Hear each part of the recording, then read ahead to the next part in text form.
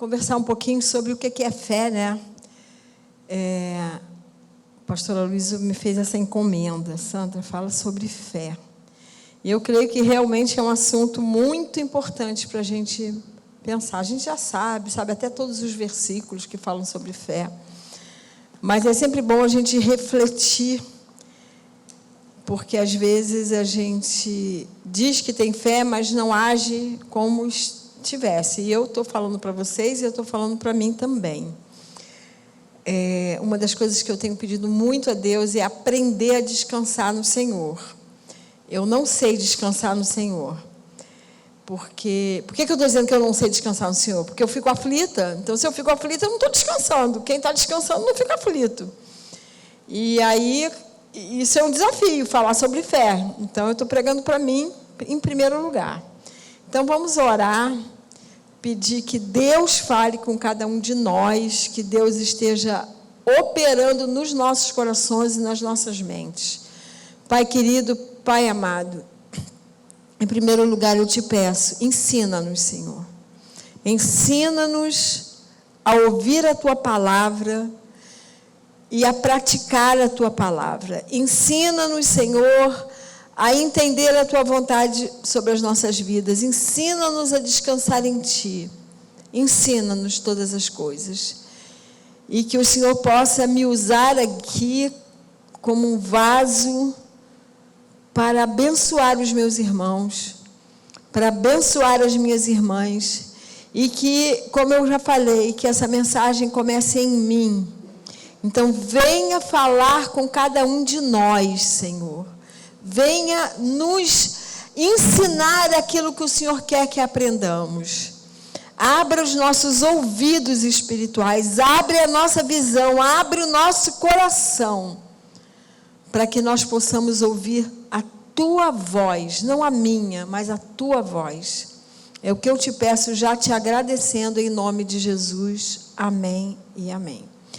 Então eu vou ler alguns textos, mas eu vou começar com um clássico, né? Texto que está lá em Tiago 2, a partir do versículo 14. A minha versão é a ARA, né? A revista atualizada. Então diz assim, a partir do 14, Tiago 2. Meus irmãos, qual é o proveito se alguém disser que tem fé, mas não tiver obras? Pode acaso semelhante fé salvá-lo? Se um irmão ou uma irmã estiverem carecidos de roupa e necessitados do alimento cotidiano, e qualquer dentre vós lhe disser, vá em paz, aquecei-vos e fartai-vos, sem contudo lhe dar o necessário para o corpo, qual é o proveito disso? Assim também a fé, se não tiver obras, por si só está morta. Mas alguém dirá, tu tens fé e eu tenho obras. Mostra-me essa tua fé sem as obras, e eu com as obras te mostraria a minha fé. Crês tu que Deus é um só? Fazes bem, porque até os demônios creem e tremem. Queres, pois, ficar certo, ó homem insensato, de que a fé sem as obras é inoperante? Não foi por obras que Abraão, nosso pai, foi justificado quando ofereceu sobre o altar o próprio filho Isaque? Vês como a fé operava juntamente com as suas obras? Com efeito, foi pelas obras que a fé se consumou e se cumpriu a Escritura, a qual diz, ora, Abraão creu em Deus, e isso lhe foi imputado por justiça. E foi chamado amigo de Deus. Coisa linda, né? Ser chamado amigo de Deus, amiga de Deus. Eu creio que todos nós aqui queremos ser chamados assim. Sandra, a minha amiga. Quero ouvir essa voz de Deus falando. Sandra, minha amiga. Cláudia, a minha amiga. Célio, o meu amigo. E cada um pode botar o seu próprio nome. E o outro texto que todo mundo, né, acho que sabe de cor, em Hebreus 11:6, diz que sem fé é impossível agradar a Deus, porque é necessário que aquele que se aproxima de Deus creia que Ele existe e que é o quê? Galardoador dos que o buscam. Galardoador, abençoador daqueles que estão buscando pela presença, pela face dele. E esse texto aqui fala de Abraão. A gente podia falar de muitas pessoas na Bíblia. A Débora começou lendo o texto da mulher com hemorragia há 12 anos. Que fé teve aquela mulher? Que fé! Porque sempre eu gosto de botar no contexto, né? Uma mulher menstruada, ela tinha que ficar isolada, porque ela era considerada impura. Vamos pensar que assim, na época não tinha absorvente, não tinha os recursos que a gente tem hoje. Agora, você imagina uma mulher que 12 anos sangra sem parar. Então, ela estava isolada há 12 anos, sendo considerada impura há 12 anos. E quando ela ouve falar de Jesus e ela vê Jesus passar, ela não quis saber dos empecilhos, dos impedimentos, daqueles que iam julgá-la, daqueles que iam continuar dizendo: sai, você é impura, o que você está fazendo aqui no meio de uma multidão? Mas ela foi porque acreditava que aquele que estava passando ali era o Messias, era o Cristo Todo-Poderoso. E aí ela toca nas vestes de Jesus, né? E é interessante, quem me tocou, e Pedro, tinha que ser Pedro, né? Mestre, como assim que ele te tocou? Está todo mundo te tocando? Não, está todo mundo me empurrando, está todo mundo, mas tem uma pessoa que me tocou, porque de mim saiu o poder. Então Jesus sabia que aquela mulher teve uma fé assim, inabalável ali, acreditava na sua cura. A gente pode falar do cego Bartimeu.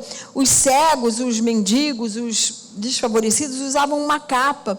E num dos textos, eu não sei se é o de Mateus ou o de Lucas, é falado dos 3 evangelhos, mas um deles diz que quando, porque ele dizia: filho de Davi, tem compaixão de mim, e ele gritava, todo mundo mandava ele calar a boca. E quando ele ouve dizer: vem, o mestre te chama, ele larga a capa, ele tira a capa de mendigo antes de ser curado. Ele tira, porque ele sabia que Jesus ia curá-lo. Ele sabia. Aquelas pessoas viam, mas não enxergavam o Messias. Mas ele que não via, enxergou em Jesus o Messias, o Cristo Todo-Poderoso. E por aí a gente vai podendo citar exemplos e mais exemplos e mais exemplos. Mas com certeza não tem ninguém como Abraão. Por isso ele foi chamado não só de amigo de Deus, mas o pai da fé. A fé de Abraão serviu como crédito para ele receber de herança toda uma nação. E eu quero ler com vocês Gênesis 13, de 15 a 17. Abraão é surpreendente. Assim, me impressiona muito a fé de Abraão. Esse foi o primeiro momento. Não foi um momento de maior fé, mas foi um momento também tão importante. Diz assim a partir do verso 15: porque toda essa terra que vês, eu te darei a ti e a tua descendência para sempre. Farei a tua descendência como o pó da terra, de maneira que, se alguém puder contar o pó da terra, então se contará também a tua descendência. Levanta-te, percorre essa terra no seu comprimento e na sua largura, porque eu te darei. Abraão, ele vivia lá, estava quietinho com a sua família, quer dizer, sobrinho, com a sua esposa, sem filhos. E Deus fala assim: sai da tua terra e da tua parentela e vai para uma terra que eu te mostrarei. Vocês têm ideia do que é caminhar no deserto com o seu gado, com a sua esposa? Porque Deus não falou assim: vai daqui para aquele lugar, sai de Ur dos Caldeus e vai para Canaã, né? Sai aqui do Rio de Janeiro e vai lá para Minas Gerais. Aí você sabe que você tem lá Minas Gerais, Bahia, Guiné-Bissau. Mas não, vai e eu te mostrarei. Abraão é assim, porque não é pecado a gente arrazoar com Deus. A Bíblia fala: arrazoar comigo. Deus até gosta. Mas Abraão, ele não questiona, ele não questionava o que Deus falava com ele. Ele foi e saiu. E aqui nesse momento, quando Deus diz para ele que ia dar aquela terra para ele e para toda a sua descendência. Nossa, eu acho que se fosse eu dizer assim, peraí, Senhor, como assim minha descendência? Eu não tenho descendente. E todo mundo fala, eu vejo todos os pregadores falarem, e eu penso muito nisso, que Abraão esperou 25 anos pela promessa. Sim, Abraão esperou 25 anos pela promessa. Só que Abraão e Sara não esperaram 25 anos por um filho. Eles esperaram a vida toda, porque as mulheres se casavam muito novas. E Sara não foi diferente. E quando se casa, né? Você tem filho, tem um, tem dois. O povo naquela época tinha não sei quantos. Gideão teve 70. Exagerou um pouco, né? E tantos outros. E não vinha filho, e não vinha filho. E uma mulher que não gerasse filho para o seu marido, não gerasse descendência, era considerada uma pessoa, assim, horrível. Era vergonhoso, era uma vergonha. E ninguém questionava quem era estéril, sempre era mulher. No caso, era Sara mesmo, porque a gente conhece a história que quando ele dorme com Agar, Agar tem Ismael. Mas em todos os outros, assim, nem se questiona. A estéril era sempre a mulher, nunca o homem. E eles esperavam aquele filho a vida inteira. E aí Deus fala, vou dar para a sua descendência vai ser como o pó da terra. E Abraão não duvidou. Abraão nunca duvidava. Abraão tinha uma fé inabalável. Ele saiu da sua terra como quem sai para uma batalha. Ele saiu porque sabia e sentia que Deus estava ao seu lado para lhe mostrar essa nova terra. É interessante essa percepção que Abraão tinha, que Deus estava com ele, que é a percepção que nós temos que ter e que às vezes nós não temos. Quem é que habita dentro de nós? O Espírito Santo, de Deus, né? Quando a gente aceita Jesus como nosso único e suficiente Senhor e Salvador, o Espírito Santo passa a habitar dentro de nós. Aí há pessoas, eu lidei a vida inteira com adolescentes e com jovens, né? E eu tinha, primeiro como professora da escola dominical dos adolescentes, depois fui seguindo com jovens, e por aí foi. E eu lembro que, às vezes, os jovens faziam umas besteiras, adolescentes, mas faziam umas besteiras, não conta para a Sandra, não conta para o pastor, não. E assim, aí eu chegava aos meus ouvidos, obviamente. Aí eu falava, vem cá, eu realmente posso não saber do que você está fazendo, mas será que Deus não sabe? Ele não habita em você? Cadê a tua percepção? Então, às vezes, assim, a gente faz alguma coisa errada, peca, escondido, ou da esposa, ou do marido, ou da mãe, ou do pai, mas pode fazer na frente de Deus, porque Ele está aqui, então você está fazendo. Mas por que isso? Porque às vezes a gente acha que tem fé, mas não tem percepção que Deus está dentro de nós. E veja bem, Deus conhece as nossas ações, mas também conhece os nossos pensamentos e sentimentos. E isso que é o mais grave, porque às vezes você pode não pecar fazendo alguma coisa errada, mas quando vê, Senhor, já pensei o que eu não devia. Tem uma música, eu não estou fugindo do tema não, gente, mas é porque essa música é uma música do Lulu Santos, não é uma música gospel, mas ela tem uma frase que eu acho muito boa, porque nem todas as frases dessa música são boas, não, mas essa frase é muito boa, porque eu acho ela uma frase muito honesta. Não desejamos mal a quase ninguém. Eu acho tão honesto isso, porque é tão difícil você não desejar mal a ninguém. Eu creio que quando você vai se santificando mais e mais e mais, você chega lá. Eu não cheguei ainda não, gente, porque de repente quando eu vi, ai meu Deus, já pensei. Aí eu vou para o joelho, Senhor me perdoa, pensei mal de alguém. E aí eu lembro dessa frase, dessa música do Lulu Santos, não desejamos mal a quase ninguém. É honesta essa frase. Eu não sei quanto a vocês, mas eu às vezes desejo. Né? Quando eu vejo uma guerra, assim, um bombardeio numa maternidade, eu não consigo não ter raiva e não desejar mal. Meu Deus, por que não bombardeia o gabinete? Ai, não, Senhor, não posso pensar assim, não tem que bombardear nada, nem ninguém, nem lugar nenhum. Mas aí eu já pensei, eu já pequei. Mas eu sei que eu começo a pedir perdão a Deus, por quê? Porque eu tenho a percepção de que Ele habita em mim, e que Ele viu o meu pensamento, Ele ouviu o meu pensamento, Ele soube do meu pensamento.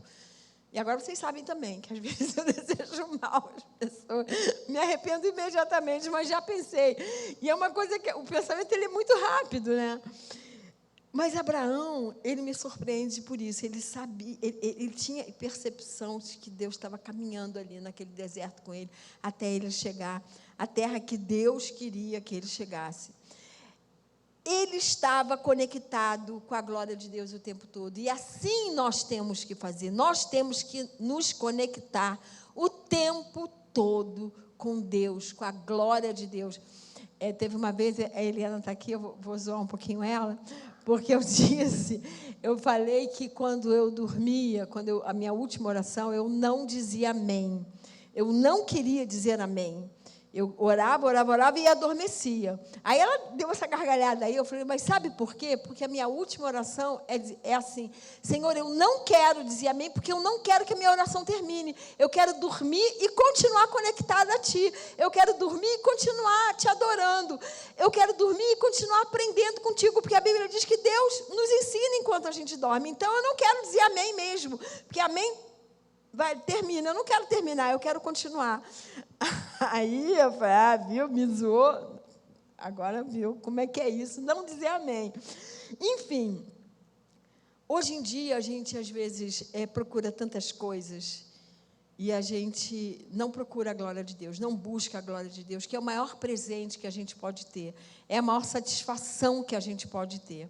Abraão, ele não me surpreendeu só quando ele não questionou e saiu da terra dele e foi caminhando para uma terra que Deus ia mostrar.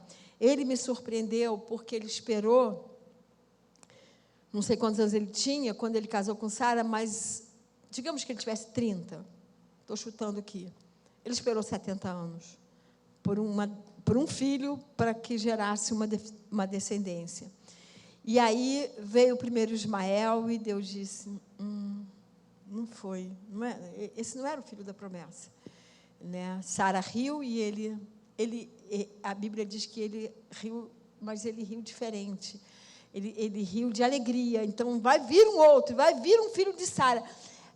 Que fé é essa de você esperar, né? Às vezes a gente espera 5 anos por uma bênção, 10 anos, Deus, não estou aguentando mais, está tão difícil, está tão... Ele esperou a vida toda por um filho da promessa. E quando Deus dá esse filho, Deus pede esse filho.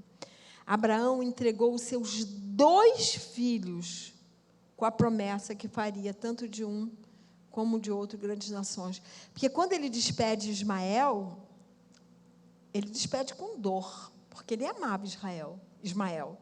Ismael era um filho dele. Ele tinha criado Ismael. Ismael já era adolescente, já rapaz. E aí Deus disse assim, Sara quis que ele fosse embora quando Isaac nasceu, e Deus falou assim, ouve tua mulher, é isso aí, ouve tua esposa, despede o rapaz. Gente, como deve ter sido difícil mandar embora um filho. Era filho. Ele entendeu que não era o filho da promessa, mas era um filho. E ele despediu, mas ainda não chegou o ponto, né? Quando ele... E aí a gente vai ler, né? Porque, assim, o primeiro, ele despediu para o deserto, mas o segundo, Deus mandou que o matasse. Mas, como Abraão andava com Deus e, portanto, ouvia a sua voz, ele o tempo todo creu que Deus seria o Jeová Jireh. Eu não vou ler todo o texto, porque seria de Gênesis 22, de 1 a 18, mas eu vou ler a partir do... Quer dizer, eu queria ler um versículo, que é o 5, 22, 5, que ele vai com Isaac para o monte, junto com seus servos. E aí, no 5, ele diz assim, então disse a seus servos, esperai aqui com o jumento.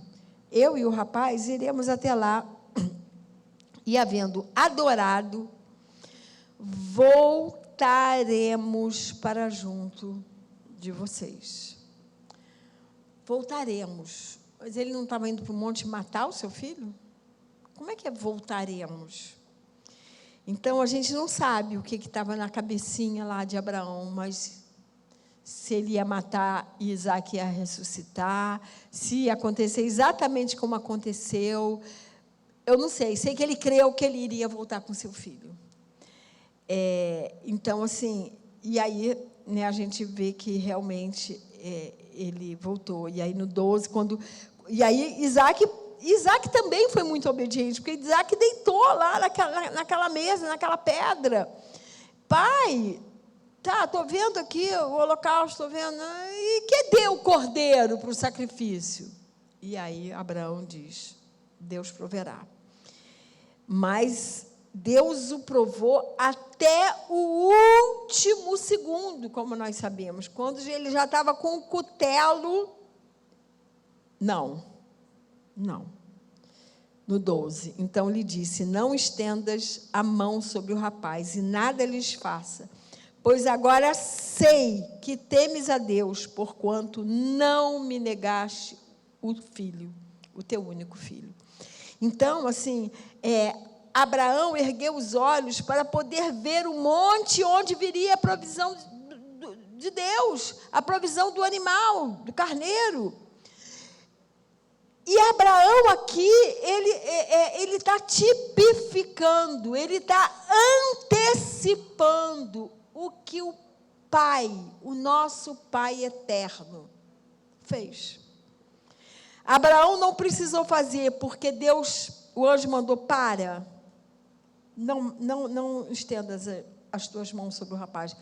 Mas Jesus, ele foi para a cruz. Então, Deus soube ali que é possível dar o seu único filho por amor.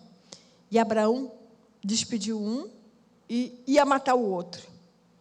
Mas Jesus, ele morreu. O nosso Pai, ele não falou lá para os romanos: para, não quero, sai dessa cruz. Não, ele tinha que ir para a cruz. Há uma discussão daqueles que não conhecem a palavra, que não têm entendimento espiritual, que diz: quem matou Jesus? Foram os judeus ou foram os romanos? Eu já ouvi tanto isso.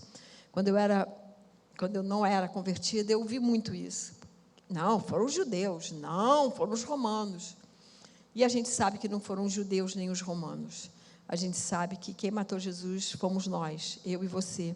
Porque Deus queria nos ter para a eternidade com Ele. Ele precisava ir para aquela cruz para remir todos os nossos pecados. Mas como Abraão ergueu os olhos para ver o monte de onde viria a provisão do carneiro, nós também temos que erguer os nossos olhos para ver a provisão e a direção de Deus. Abraão não deixou os seus servos subirem com ele.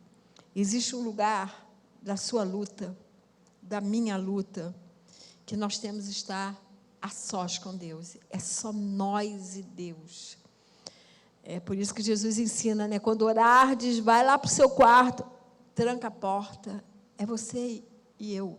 É o que Deus está dizendo ali naquela oração, antes de ensinar o Pai Nosso. Então, existe um lugar que é de luta. Todos nós temos luta. Eu tenho muitas lutas. Eu tenho certeza que cada um de nós tem muitas lutas. Mas nessas nossas lutas, nós não temos que estar com um monte de gente em volta. Tem que estar ali, você e Deus. Ali, no teu devocional, ali, de manhã, à tarde, de noite. Não importa a hora. Importa é estar a sós com Deus, é gastar tempo com Deus para você guerrear, para você batalhar, para você adorar, para você se relacionar com Deus, porque Deus é um Deus de relacionamento e Ele tem todo o interesse de se relacionar com cada um de nós. Existe esse lugar. Agora, a fé de Abraão foi até as últimas consequências. Há um pregador que diz, tem até o título, é sobre Abraão, e o título da mensagem é A Fé no Limite do Absurdo. É uma pregação maravilhosa, porque foi no limite do absurdo. Como assim? Um eu já despedi, e o outro, eu vou matar um filho que eu esperei a vida inteira para receber essa promessa. Ele podia dizer assim: Senhor, peraí, me explica direito isso, eu não estou entendendo. O senhor pode me explicar? Não, Abraão, ele não questionava o que Deus falava. O que Deus falava, acabou, falava. Eu acho admirável demais, mas ele cria que alguma coisa ia acontecer, porque ele diz para os servos, havendo adorado, voltaremos para junto de vocês. Queridos, que fé é essa? Que fé é essa? E esse texto todo, né, que ele vai no capítulo 22, de 1 a 18, de Gênesis, mostra que sacrifício tem que estar junto, tem que estar ligado à adoração. A adoração é aquilo que Deus quer receber de cada um de nós. Não, e depois, né, de Jesus, não é mais um sacrifício de sangue, não é mais necessário levarmos lá o carneiro, a ovelha, a pombinha para os mais pobres, para o sacerdote imolar e aquele sangue nos remir. Não é mais necessário, porque Jesus, como o cordeiro perfeito, ele já fez isso de uma vez por todas. Mas esse sacrifício, não pensem que não doeu o coração de Deus, ver todo o sofrimento do seu único filho. Um filho que não teve pecado e se fez pecado por nós. Às vezes nós estamos andando há tanto tempo num caminho difícil, num caminho árduo, onde a gente não vê a solução. E às vezes a solução está andando conosco. Porque Deus é a solução certa, e Ele está andando conosco, mas só que a gente não percebe Ele dentro de nós, não percebe que Ele está com a nossa luta.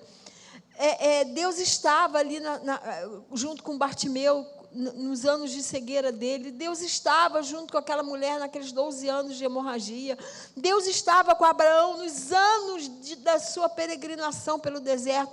Deus estava com ele o tempo todo. E naquele momento de grande provação, de grande adversidade, aquele carneiro já estava lá no monte, quando Abraão subiu. Mas Abraão só viu quando Deus lhe abriu os olhos, porque na hora ele só via assim, Isaac, a mesa, o cutelo, era o que ele via. Mas ele cria que alguma coisa ia acontecer. Então, às vezes nós temos que olhar, ter uma visão de Deus. Eu tenho pedido muito isso para o Senhor, para me dar, para dar para a minha igreja, para nós todos aqui, para dar para as minhas filhas uma visão, a visão que Deus quer que a gente tenha. Eu tenho pedido que Deus nos mostre a sua beleza, que Deus nos mostre a sua majestade, a sua santidade, porque há pessoas que não conseguem enxergar a beleza que há no Senhor Jesus, não conseguem enxergar, e por isso tem uma fé tão frágil, que qualquer dificuldade, Deus não tem jeito não, Ele não quer nada comigo, vou sair, não adianta que Deus não vai me abençoar, porque tem uma fé frágil. A fé, quando tudo vai bem, é muito fácil ter fé. O difícil é ter fé quando você manda entregar o teu filho. O difícil ter fé é quando você tem problemas sérios na tua família. É difícil ter fé quando você não tem dinheiro para pagar suas contas, porque você e toda a sua família estão desempregados. É na adversidade que a nossa fé é provada. Mas a gente sabe, tem até uma música que eu gosto muito, antiga, do Comunidade Zona Sul, que diz que quando Ele não abre o mar, Ele vai nos fazer andar sobre as águas. E é assim que nós temos que viver. Então, enquanto subimos a montanha do sacrifício, a provisão já está nos esperando, presa ali no arbusto, mas só veremos quando nós erguemos os olhos, nós só veremos quando Deus nos abrir os olhos, mas Ele vai nos abrir os olhos quando a gente clama para que Ele abra os nossos olhos, porque Ele quer provar a nossa fé. Se Ele quis provar a fé de Abraão, até o limite do absurdo, até o máximo que uma fé pode ser provada, por que Ele não vai querer provar a minha fé? A fé de cada um de nós. Ele quer que os nossos olhos se ergam para Ele, para o trono dele, para a pessoa dele, para enxergar a beleza dele, o poder dele, a santidade dele. Ele quer que a gente olhe para ele e veja nele a solução. A provisão só virá depois que a nossa fé tiver sido provada, e aí a gente é aprovado por Deus. Quando a nossa fé não é provada, quando a gente não consegue nos mantermos firmes ali, é que nem colégio, eu digo, que é que nem colégio, a gente vai ser reprovado, vai fazer tudo de novo. Eu já experimentei isso, todo mundo sabe dessa minha história. Quando eu fui naquele barquinho ali, que teve aquele vendaval, eu me despedi das minhas filhas, assim, em pensamento, tchau, vou morrer aqui mesmo, com certeza. Não tem. E tremia, aí 2 anos depois eu vou de novo, eu não queria ir não, eu falei, Luciana, acho que eu vou ficar assim na capital, vou ficar ali na Jocunda, acho que eu não vou para a ilha não, mais 7 anos, vai sim, então tá, vamos lá. Aí de novo, 7 horas no mar, de novo a tempestade de vento, não era de chuva, de novo, eu falei assim, Deus, de novo, igualzinho, eu não estou acreditando que eu vou passar por tudo isso. Aí deu uma coisa assim em mim, eu falei, Jesus dormiu na tempestade, eu vou dormir também. Se eu morrer, eu morri, mas eu não vou ficar nervosa, não vou mesmo. Peguei um bolsão assim, deitei no fundo da canoa, era uma canoa, não era uma embarcação, não era um iate, não era um navio, era uma canoa. Botei minha cabeça ali e dormi, só ouvi aquele... Chegamos no porto. Aí, na terceira vez que eu fui, o que aconteceu? Nada. Eu falei, eu fui reprovada a primeira vez, eu tive que passar de novo, que nem escola. Quando a gente não é aprovado, a gente vai passar de novo. Então, é melhor a gente ser aprovado logo, diante da aprovação. Nós temos que confiar na soberania do nosso Pai, na soberania, no amor, em tudo que Ele quer nos dar. Nós temos que ter a percepção inconfundível da presença de Deus em todos os instantes da nossa vida. Quando estamos bem, quando estamos mal, quando estamos passando por lutas, quando estamos passando por vitórias. Abraão confiou em Deus. E Isaac também é impressionante, porque ele também foi submisso. Você consegue imaginar? Se eu levo qualquer uma das minhas filhas... Vamos embora, eu pego um cutelo, qualquer uma das 3, alguém está doida, mãe? Eu não vou ficar aqui. Mas Isaac também teve fé, eu não sei o que estava na cabeça de Isaac, ele não era uma criança, ele já era um rapaz. E ele foi submisso ao pai dele, mas ele foi submisso porque ele confiou no seu pai Abraão e no seu pai eterno. Né? Afinal, Deus é o Deus de Abraão, de Isaac e de Jacó. E aí a provisão veio, e por isso nasceu uma grande nação. Verdadeiramente, Deus cumpriu as suas promessas na vida de Abraão, de Isaac e de Jacó. Foi uma grande nação. A gente não tem nem ideia, porque por causa da dispersão, a gente não tem nem ideia quantos filhos de Abraão, e hoje somos nós os filhos de Abraão, filhos da fé, porque a nossa fé nos torna filhos de Abraão. Então, mas eu quero voltar àquele primeiro texto que a gente leu. A fé sem obras é morta. Então, isso que a gente leu em Tiago é muito impressionante, porque assim, eu já vi acontecer muito na igreja, muito. Assim, quando eu falo igreja, eu não falo nessa igreja, eu falo de uma maneira geral. Eu digo assim, nossa, eu estou com uma necessidade tão grande, eu estou com uma dificuldade, não tenho dinheiro para pagar minha conta de luz, eu estou desempregada. Vou orar por você, tá, irmã? Que bom, você vai orar por mim, mas assim, será que você não podia contribuir um pouquinho? Eu já tive uma fase muito difícil na minha vida financeira. Quando eu tive que fechar meu consultório, eu fiquei muito mal financeiramente.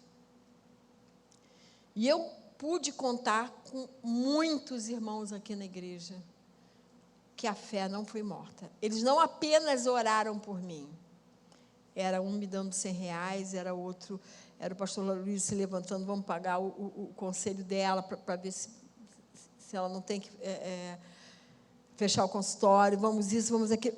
Então, eu tive toda a provisão, porque a fé daqui das pessoas não foi morta. Vou orar por você. Todos oraram por mim, mas todos me atenderam. Todos, de alguma forma, me atenderam. E nem eu, nem minhas filhas passamos fome, nem deixamos de pagar a conta de luz. Eu não era completamente desprovida. Eu tinha uma pensão, mas era uma pensão muito pequenininha e eu precisava do meu trabalho. E eu pude entender o que Tiago está dizendo aqui. Não é só eu vou orar por você, você tem que contribuir. E hoje em dia nós vivemos num momento muito difícil na nossa nação, onde há muitas pessoas necessitadas, Então, assim, como que... Eu lembro quando eu e Regiane fomos numa viagem missionária para a Etiópia. Era tanta miséria, que a gente não conseguia comer. A gente sentava no restaurante, e aí comia, sabe aquela coisa assim, comia, não conseguia continuar comendo. Aí a gente olhava uma para a outra, vamos fazer uma quentinha e vamos levar para a rua?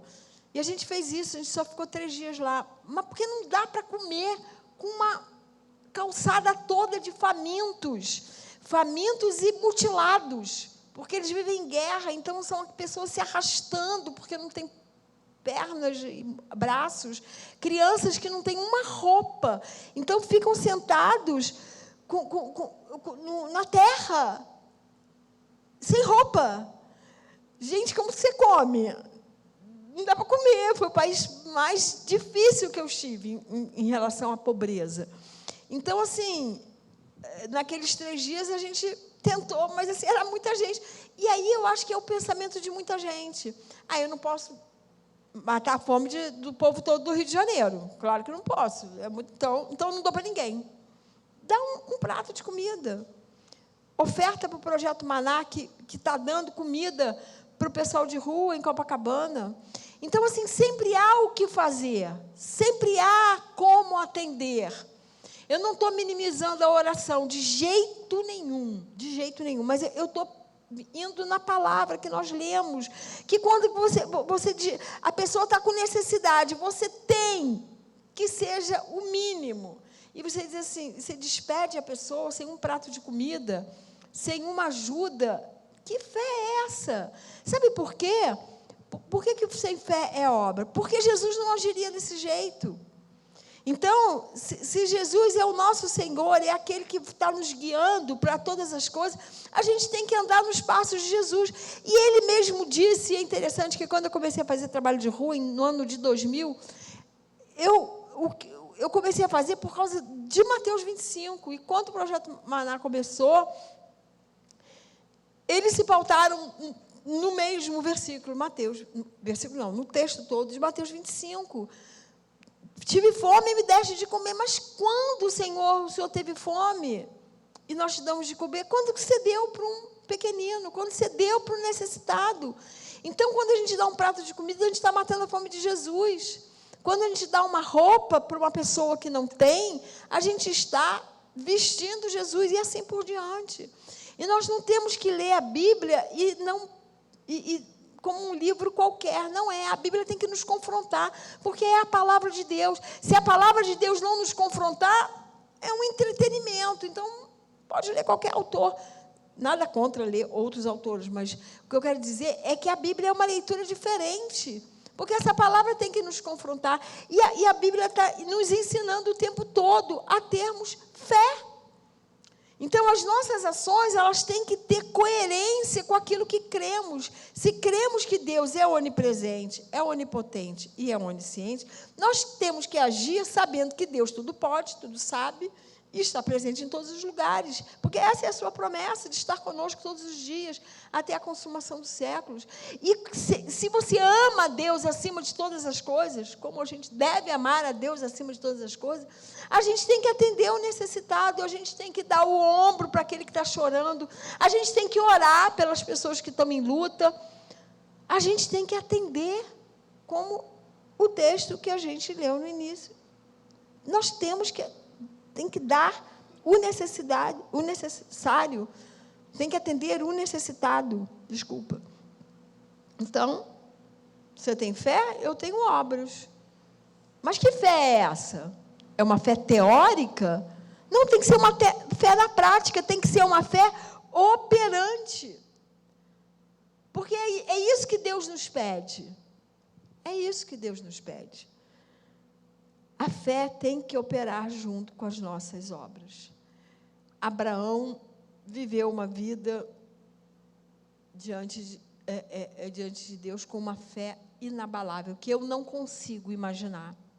Eu não consigo imaginar a cena de Abraão com Isaac naquele monte. Eu não consigo imaginar.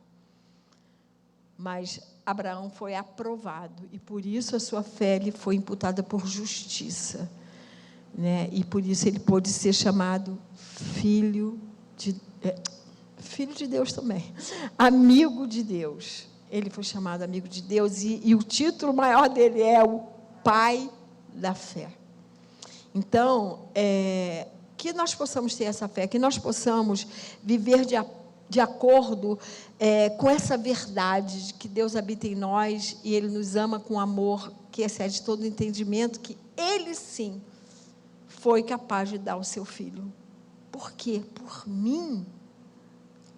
Uma porcaria de pessoa que só fez besteira na vida, no passado, antes de se converter, que debochava da Bíblia, que não queria saber de Deus. Aí Ele deu a vida por mim.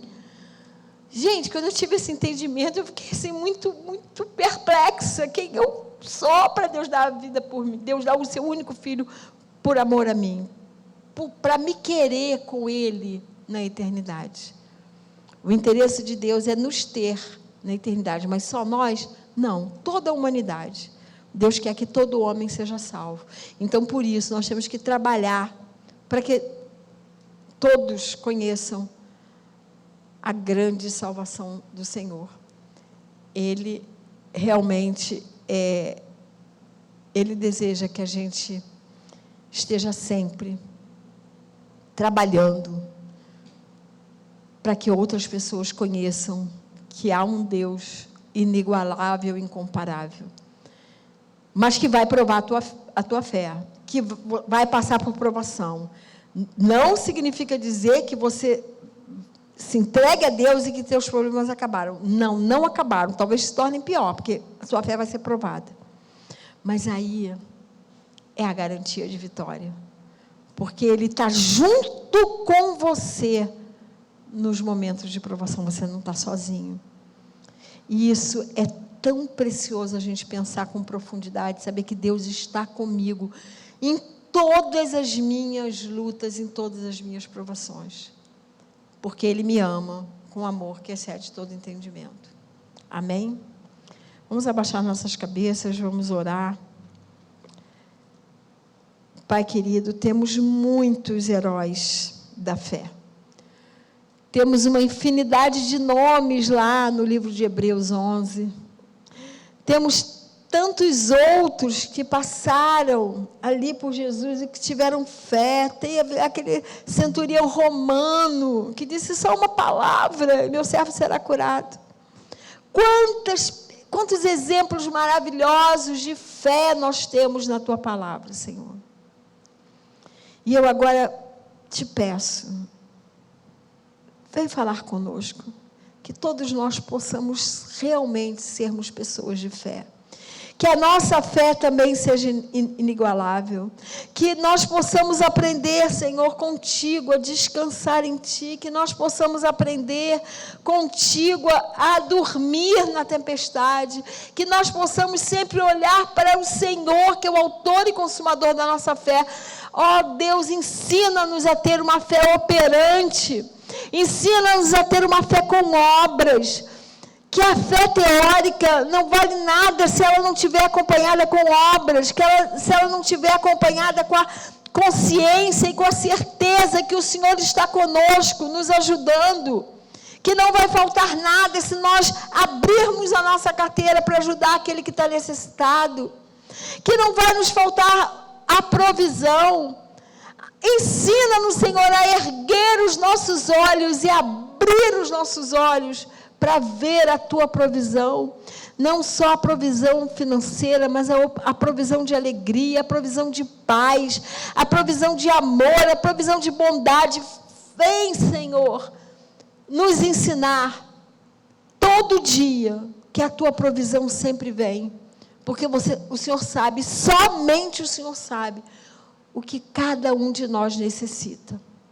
Vem falar conosco e vem abrir os nossos olhos para ver a tua provisão. Vem abrir os nossos olhos para ver o teu trono, que a gente nunca perca a visão do teu reino, que a gente nunca perca a visão do teu amor para com cada um de nós.